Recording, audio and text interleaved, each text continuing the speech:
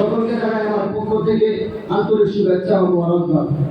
আপনারা সকলে অবগত আছেন, আল্লাহ রাসূলের পক্ষ থেকে আমাকে যে বিষয় দেওয়া হয়েছে তা হলো উস্তাদের মর্যাদা ও খিদমত। সময়ের সংক্ষিপ্ততার পরিসরে উক্ত বিষয়ের উপর কিঞ্চিৎ আলোচনা করার চেষ্টা করব মাত্র 2-3 মিনিট। প্রিয় উপস্থিতি, যখন ইমাম নবীর শিকার হবে মারামারি, হানাহানি, জুলুম আর নির্যাতনের অস্থিতিশীল পরিস্থিতি বিরাজ করছে, কুরআন ও হাদিসের দাওয়াত হক্কানি উলামায়ে কেরামের সঠিক মর্যাদা ও সম্মান না দিয়ে অপেক্ষা করা হচ্ছে, যখন স্কুল, কলেজ, বিশ্ববিদ্যালয় ও কোন মাদ্রাসায় উস্তাদের যথাযথ মর্যাদা দেওয়া হচ্ছে না, খেদমতের পরিবর্তে গুলিও তুলে উড়ে দিচ্ছে উস্তাদের মান ও মর্যাদা, ঠিক তবুই আমি উস্তাদের মর্যাদা সম্পর্কে কিছু বলতে মঞ্চে দাঁড়িয়েছি মাত্র বিল্লাহ। প্রিয় উপস্থিতি, আমাদেরকে সর্বপ্রথম জানতে হবে উস্তাদের স্থান ও মর্যাদা কোথায়। এই উম্মতের সর্বশ্রেষ্ঠ উস্তাদ হচ্ছেন হযরত মুহাম্মদুর রাসূলুল্লাহ সাল্লাল্লাহু আলাইহি ওয়াসাল্লাম।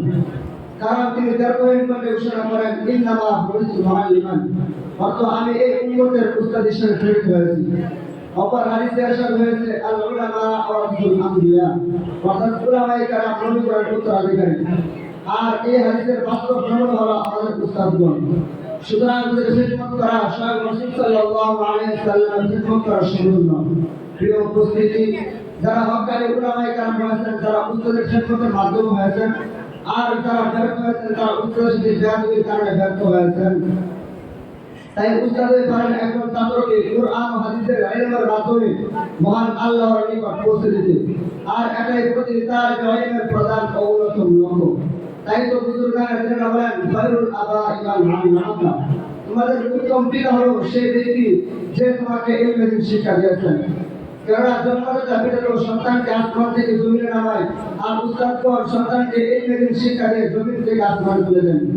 তাই তো যখন বাদশাহ যুলকারনাইনকে জিজ্ঞাসা করা হয়েছিল, আপনি উস্তাদকে ইজ্জত করেন কেন, তার উত্তরে তিনি বলেছিলেন, পিতামাতা আমাকে আসমান থেকে জমিন নামিয়ে দিয়েছেন, আর উস্তাদ আমাকে জমিন থেকে আসমানে তুলে দিয়েছেন, এজন্য আমি উস্তাদকে সম্মান করি।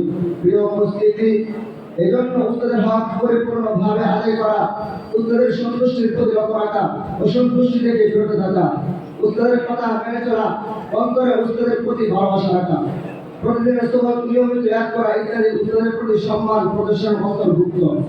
সুতরাং আমাদেরকে সর্বদাই উস্তাদের খিদমত করতে হবে। প্রিয় উপস্থিতি, আর উস্তাদের খিদমতের ফজিলত হয় যা বর্ণনা করে শেষ করা যাবে না। যার ফল আমরা অনেক দেখেছি, যারা উস্তাদের খিদমত করেছেন তারা উচ্চ মর্যাদাশীল হয়েছেন।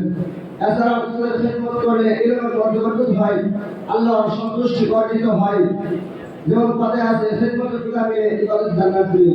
সুতরাং আল্লাহ তাআলা আমাদেরকে বুঝে বুঝে উস্তাদের খিদমত করার তৌফিক দান করুন। আমিন। ওয়া আখিরু দাওয়ানা আলহামদুলিল্লাহি রাব্বিল আলামিন। আসসালামু আলাইকুম ওয়া রাহমাতুল্লাহি ওয়া বারাকাতুহু।